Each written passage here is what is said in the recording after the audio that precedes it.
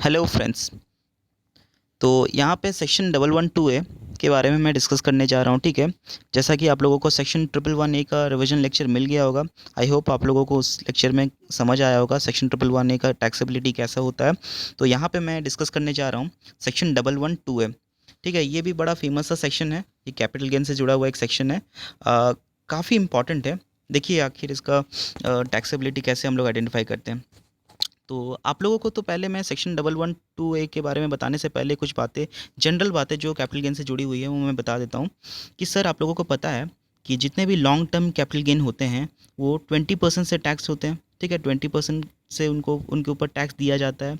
लेकिन सर जितने भी शॉर्ट टर्म कैपिटल गेन होते हैं उनके ऊपर हम लोग टैक्स कितना पे करते हैं? सर नॉर्मल रेट से टैक्स पे करते हैं। लॉन्ग टर्म कैपिटल गेन के ऊपर में 20% से टैक्स पे होता है and sir short term capital gain के ऊपर में हम लोग नॉर्मल रेट से टैक्स पे करते हैं। ठीक है, तो सर एक सेक्शन है 112A। 112A एक सेक्शन है एंड वहाँ पे क्या होता है, हम लोगों को ये जानना होगा कि आखिर इस सेक्शन में जो टैक्स लगेगा हमारे लॉन्ग टर्म कैपिटल गेन पे, जो टैक्स लगेगा वो टैक्स कितना लगेगा। ठीक है, तो मैं पहले तो इस वीडियो को दो पार्ट्स में तोड़ता हूँ। ठीक है, पहले मैं बताता हूँ एक सेक्शन है सेक्शन 10 सबसेक्शन 38। ठीक है, सेक्शन 10 सबसेक्शन 38 क्या बोलता है कि हमारा जो लॉन्ग टर्म कैपिटल गेन होगा ना वो एग्जेम्प्ट हो जाएगा। मैं एक बार और रिपीट कर दूँ, सेक्शन 10 सबसेक्शन 38 कहता है कि जो हमारा लॉन्ग टर्म कैपिटल गेन होगा वो एग्जेम्प्ट हो जाएगा।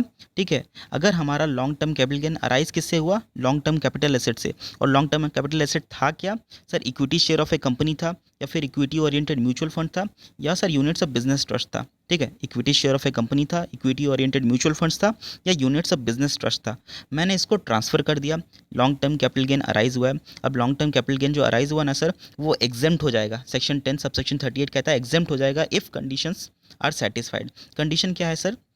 पहली कंडीशन, अगर मैंने ये जो लॉन्ग टर्म कैपिटल एसेट है ना जिसको मैंने ट्रांसफ़र किया तो एग्जेम्प्ट हो गया, वो अक्वायर कब किया था? Sir 1 October 2004। 1 अक्टूबर 2004 के अगर पहले अक्वायर किया था और ट्रांसफ़र करते वक्त अगर मैंने एसटीटी पे किया है, ठीक है, या फिर अगर मैंने जो एक्विजिशन किया था अपने लॉन्ग टर्म कैपिटल एसेट का वो ऑन और आफ्टर 1 अक्टूबर 2004 किया, या फिर मतलब कि 1 अक्टूबर 2004 या उसके बाद मैंने एसेट को अक्वायर किया था। ठीक है, और मैंने जो एसटीटी पे किया है दैट वो पे कब किया पता है? ट्रांसफ़र के वक्त भी पे किया है, एक्विजिशन के वक्त भी पे किया है। एक बार और रिपीट कर दूं कन्फ्यूजन ना हो इसलिए, अगर आपने जो लॉन्ग टर्म कैपिटल एसेट को अक्वायर किया है before 1 October 2004 then the STT is required to pay only at the time of transfer. Okay, but if assets are acquired on or after 1 October 2004 then the STT is paid both at the time of acquisition and at the time of transfer, and this transfer has been undertaken when you know, कब ये transfer undertaken हुआ है? Sir before 1 अप्रैल 2018। ठीक है, ये जो transfer है अगर 1/4/2018, 1 अप्रैल 2018 के पहले अगर हो जाता है ये ट्रांसफ़र तो जो लॉन्ग टर्म कैपिटल गेन आपका राइज होगा ना वो एज पर सेक्शन 10 सबसेक्शन 38 वो एग्जेम्प्ट हो जाएगा। ओके, तो this was it, this was the first part कि आखिर long term capital gain exempt हो जाता है। मैं एक बार और रिपीट कर दूँ। ठीक है सर, मेरे पास लॉन्ग टर्म कैपिटल एसेट था, मैंने उसको ट्रांसफ़र कर दिया, long term capital gain arise हुआ। अब लॉन्ग टर्म कैपिटल गेन जो अराइज हुआ एज पर सेक्शन 10 सबसेक्शन 38 वो क्या हो जाएगा? एग्जेम्प्ट हो जाएगा। ठीक है, एग्जेम्प्ट हो जाएगा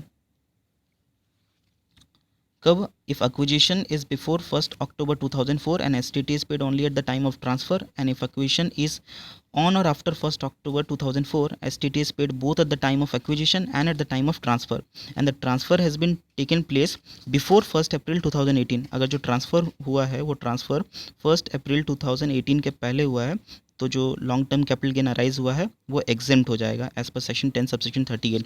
फिर से अब मैं आगे बढ़ा, कहता है कि exemption under section 10 subsection 38 will be withdrawn if transfer is undertaken on or after 1 April 2018। ठीक है, 1 अप्रैल 2018 या उसके बाद अगर ये ट्रांसफ़र कर रहा हूँ ना तो जो डिडक्शन मेरे को मिलता था, नॉट डिडक्शन, वो जो एग्जाम्शन मेरे को मिलता था ना कि long term capital gain exempt हो जाएगा, वो एग्जाम्शन अब मुझे नहीं मिलेगा। ठीक है, अगर मेरा जो ट्रांसफ़र हुआ है वो ट्रांसफ़र कब हुआ है? ऑन और आफ्टर 1 अप्रैल 2018 या 1 अप्रैल 2018 या उसके बाद अगर ट्रांसफ़र किया हूँ तो जो मेरा लॉन्ग टर्म कैपिटल गेन था वो टैक्सेबल होगा, वो एग्जाम नहीं होगा। ठीक है, फिर मैं आगे बढ़ा, मैं देखता हूँ फिर कह रहा है under such case long term capital gain will be calculated as per the newly inserted section 112 है, ठीक है। 1/4/2018 या उसके बाद जो भी ट्रांसफ़र होगा ना लॉन्ग टर्म कैपिटल एसेट का, being equity share, equity oriented mutual funds and units of business trust and those are all listed, अगर उसका ट्रांसफ़र होता है 1/4/2018 के बाद, ठीक है, उस केस में जो टैक्सेबिलिटी होगी वो टैक्सेबिलिटी किसके तहत होगा सर, उसका प्रोविज़न जो डिपेंड करेगा उसके ऊपर वो होगा 112 है, ठीक है। It will be taxable as per the provision of section 112 है, ठीक है। अब सर सेक्शन 112 में टैक्सेबिलिटी होने के लिए कुछ कंडीशन है अपने को सेटिस्फाइड करनी पड़ेगी। तो सर 112 में टैक्सेबल होने के लिए कुछ कंडीशन है। पहली कंडीशन है जो लॉन्ग टर्म कैपिटल एसेट है ना, it should be equity share of A company, equity oriented mutual funds या यूनिट्स ऑफ बिजनेस ट्रस्ट, ठीक है। Equity share of A company, equity oriented mutual fund या यूनिट्स ऑफ बिजनेस ट्रस्ट होना चाहिए। Second condition क्या होना चाहिए, STT should be paid both at the time of acquisition and transfer. STT should be paid both at the time of acquisition and transfer. But एक बात याद रख लेना, इफ़ इक्विटी शेयर्स, मैं बात कर रहा हूँ इक्विटी शेयर्स की, ठीक है। Equity shares if are acquired before 1 October 2004, if equity shares are acquired before 1 October 2004 then the STT is paid only at the time of transfer। अगर अपना जो इक्विटी शेयर है उसका एक्विजिशन कब हुआ था पता है, 1 October 2004 के पहले, तो STT अगर मैं ट्रांसफ़र के वक्त ही पे कर रहा हूँ ना बस, तो भी चलेगा, ठीक है। ये दो कंडीशन थी। एडिशनली कुछ कहता है equity oriented mutual funds and units of business trust के बारे में, ठीक है। Equity oriented mutual funds and units of business trust के बारे में कहता है कि STT जो है उसकी जो STT पेमेंट होने की रिक्वायरमेंट बस ट्रांसफ़र होने के वक्त ही आती है, ठीक है ना। अगर इक्विटी ओरिएंटेड म्यूचुअल फंड्स था, यूनिट्स ऑफ बिजनेस ट्रस्ट था, तो STT is required to be paid only at the time of transfer. But it was equity share then जो STT should have been paid both at the time of acquisition and transfer. But if equity share was acquired when before 1 October 2004 then STT is paid only at the time of transfer। 3 condition है, एक बार और repeat कर देता हूँ। अगर equity share था और equity share का के ऊपर both at the time of acquisition and transfer आपको STT पे करना था, आपने पे किया, ठीक है। लेकिन अगर आपका इक्विटी शेयर का एक्विजिशन कब हुआ था, 1 October 2004, ठीक है। 1 October 2004 के पहले अगर एक्विजिशन हुआ था तो STT आपको ट्रांसफ़र के वक्त ही पे करने की ज़रूरत है, ठीक है। लेकिन अगर units of equity oriented mutual fund या यूनिट्स ऑफ बिजनेस ट्रस्ट पे मैं आता हूँ तो कहता है STT is required to be paid only at the time of transfer. फिर एडिशनल कंडीशन में कहता है, याद है ये कंडीशन 111A में भी आई थी। 111A में कहता था और 112A में भी यही कंडीशन है, ठीक है। क्या होता है ना, सेक्शन 112A में अगर आपको टैक्स पे करना है तो दो कंडीशन सेटिस्फाइड होनी चाहिए, दैट कि वो equity share of A company होना चाहिए, इक्विटी ओरिएंटेड म्यूचुअल फंड होना चाहिए, यूनिट्स ऑफ बिजनेस ट्रस्ट होना चाहिए। सेकंडली क्या, STT पेड होना चाहिए both at the time of acquisition and transfer. अगर एक्विजिशन पहले 1 October 2004 से पहले हुआ है तो STT is required to be paid only at the time of transfer. ये फलाना ढिमाका जो कंडीशन है वो फुल तो करना पड़ेगा। लेकिन याद रखने ना, कुछ कंडीशंस ऐसे भी है जहाँ पे आप STT पे नहीं भी करोगे ना, फिर भी आप 112A में टैक्स दे सकते हो, ठीक है ना। 112A में टैक्स दे सकते हो। सर वो कंडीशंस कब आएगी, वो कौन कौन सी कंडीशन है जहाँ पे हम लोगों ने STT पे नहीं भी किया फिर भी हम लोग 112A में टैक्स दे पाएंगे। सर कंडीशन कुछ ऐसी है, कहानी बताता हूँ, सुनो। कहानी कुछ ऐसी है कि आपके पास लॉन्ग टर्म कैपिटल एसेट था, ठीक है, एंड वो लिस्टेड कहाँ था पता है, रिकॉग्नाइज स्टॉक एक्सचेंज में। एंड वो रिकॉग्नाइज स्टॉक एक्सचेंज कहाँ था सर, एक IFSC में था, इंटरनेशनल फाइनेंशियल सर्विस सेंटर में था, ठीक है। जो shares were listed on a recognise stock exchange which were located in international financial service centre, ठीक है। And when you transferred the long term capital asset, ठीक है, the consideration was received in foreign currency, okay. दो conditions, पहली condition क्या थी, जो shares and securities are listed on a recognise stock exchange and the recognise stock exchange is present in a international financial service centre and consideration is received in foreign currency. अगर ये condition satisfied हो जाए तो आपको STT पे करने की ज़रूरत नहीं है। आपने STT पे नहीं भी किया होगा फिर भी आप 112A के तहत टैक्स पे कर सकते हो। सर मैं टैक्स पे कर सकते हो आखिर कितना टैक्स पे करोगे 112A में, आखिर टैक्स कितना पे करना है वो तो बताओ। बता रहा हूँ भाई, बता रहा हूँ। देखो सेक्शन 112A की टैक्सेबिलिटी में क्या प्रोविज़न है, देखिए कहता है अगर आपका जो लॉन्ग टर्म कैपिटल एसेट था उसको ट्रांसफ़र करने के बाद लॉन्ग टर्म कैपिटल गेन हुआ ना, and long term capital gain अब टैक्सेबल कहाँ पे हो रहा है 112A में, आखिर वो टैक्सेबल कितना होगा। कहता है अगर वो लॉन्ग टर्म कैपिटल गेन आपका 1 लाख रुपये तक है, 1 लाख रुपये तक है, मतलब 1 लाख से कम या 1 लाख रुपये तक है तो वो एग्जाम्प्ट हो जाएगा। लेकिन अगर 1 लाख से ज़्यादा है, on and above lakh rupees, over and above 1 lakh rupees, it will be taxable at the rate 10% plus surcharge plus health and education cess. Normally कह देता हूँ यार 1 लाख या 1 लाख से कम है एग्जेम्प्ट हो जाएगा वो long term capital gain, but 1 lakh से जितना ज़्यादा होगा उतना ज़्यादा के ऊपर 10% plus surcharge plus health and education cess बोल के वो टैक्सेबल हो जाएगा। ओके, ये तो टैक्सेबिलिटी के बारे में। अब सर कुछ एडिशनल पॉइंट्स को मैं डिस्कस कर दूं, ये नॉर्मल पॉइंट से काफ़ी हद तक वो 111A से मिलता जुलता होगा, आप लोगों को मैं पहले ही पढ़ा चुका हूं, फिर भी एक बार रिपीट कर देता हूं इस सेक्शन में। सर बेसिक एग्जाम्पशन लिमिट का बेनिफिट हम लोगों को मिलता है, ठीक है, जितने भी रेसिडेंट इंडिविजुअल एंड एचयूएफ है, ठीक है, जितने भी रेसिडेंट इंडिविजुअल एंड एचयूएफ है उनको बेसिक एग्जाम्पशन लिमिट का बेनिफिट मिलता है।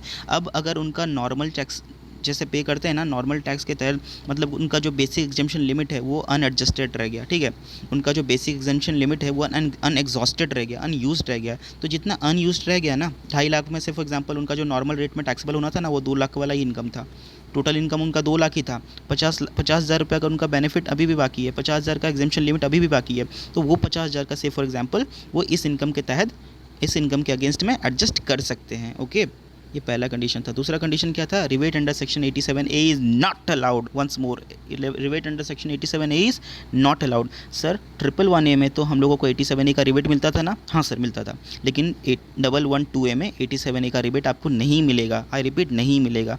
चैप्टर 6 से यानी कि 80C से लेकर 80U तक का सारा डिडक्शन आपको नहीं मिलेगा।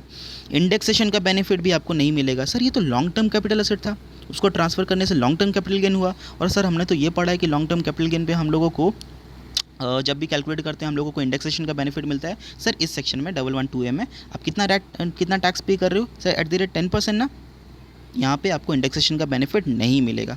ओके, 112A में आई रिपीट इंडेक्सेशन का बेनिफिट आपको नहीं मिलेगा, even though it's a long term capital gain. Sir lastly एक और कंडीशन जो है कि बड़ी छोटी सी कंडीशन है, सिंपल सी कंडीशन है, क्या है देखो मैं बता देता हूँ।